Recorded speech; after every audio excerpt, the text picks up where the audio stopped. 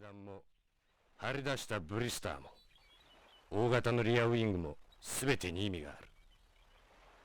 ランエボはラリーの世界選手権を戦うために開発され熟成された車だからな。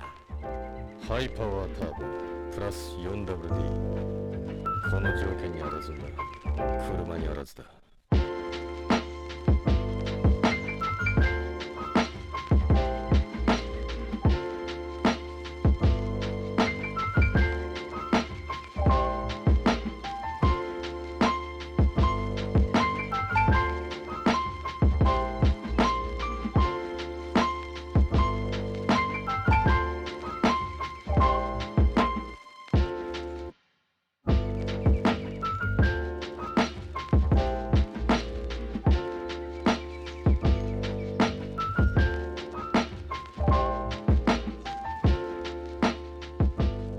The Mitsubishi Evolution, or Evo for short, is one of the fastest homologated rally cars on the road today.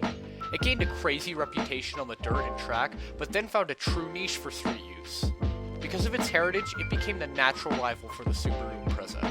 Now I've done the Subaru Impreza video already, so this is the natural sequel to that. I'm a Subaru fan, but I've always also been a fan of the Evo, and I'm willing to accept the many pros it has over the Impreza.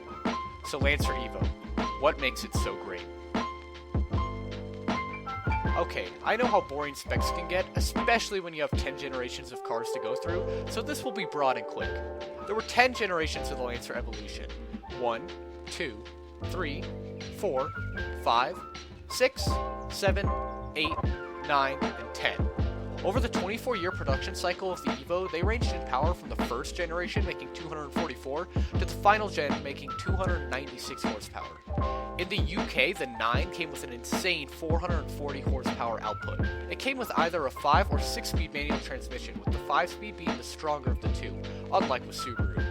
This paired with the high-boost 4G63 engine and the advanced all-wheel drive system makes the Evo a beast when it comes to hitting the dirt or the track.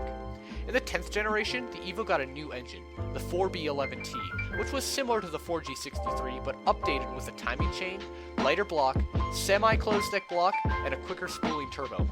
Over the nearly quarter-century run of the Evo, it came with a plethora of trims and packages that featured power, suspension, and racing upgrades.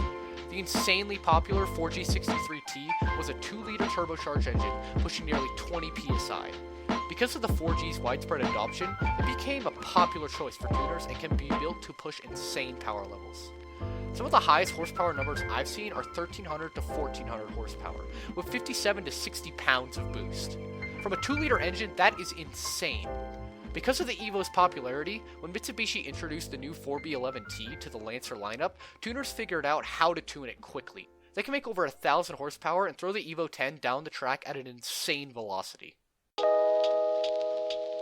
So one of the main requests for this video came from the fans who loved the Subaru Impreza video and wanted to see the main rival to the Impreza, the Mitsubishi Evo.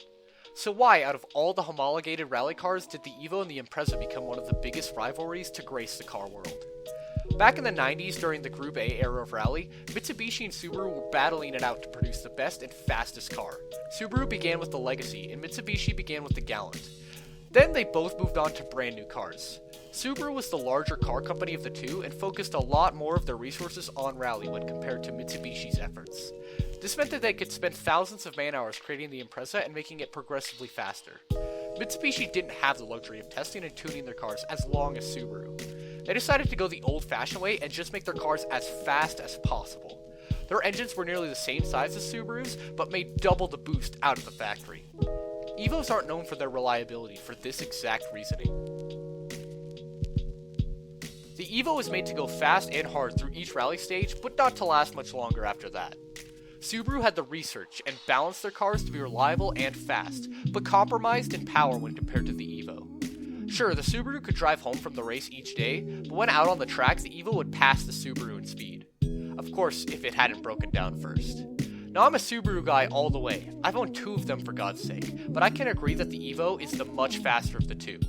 When you're watching a 1320 video and you see an Evo 10 pull on a twin-turbo Lamborghini, you're not really surprised. Evos can be tuned far better than Subarus and make far more power per dollar spent. However, if you're looking for a daily driver, it would be a huge mistake to even glance at the Evo. It's a simple fact that the Evo is one of the most unreliable cars ever made, especially if you try to modify them. However, a WRX or STI will easily last you 200,000 plus miles without many problems.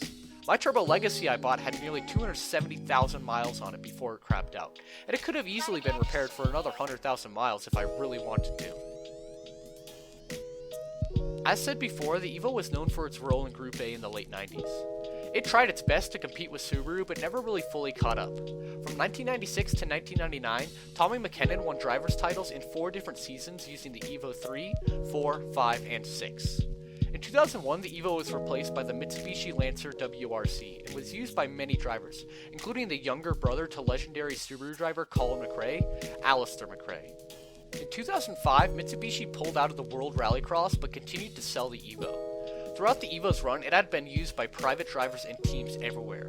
Just because Mitsubishi had stopped officially racing didn't mean that the Evo was dead to the dirt.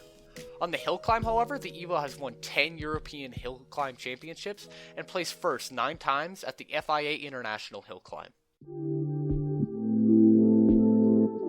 The Evo may officially be dead to Mitsubishi, but it will never die in the hearts of car and rally fans across the world. Its insane tunability paired with great handling and even greater looks makes it one of the best homologated rally cars ever produced. Well, that concludes today's video. If you'd like to hear more on the Subaru versus Mitsubishi debate, go check out my older video on the subject. Also, sorry I haven't posted all that often as of late, but I've been slammed with schoolwork and finals. Now that I've reached winter break though, expect to see more videos soon. As always, thanks for watching.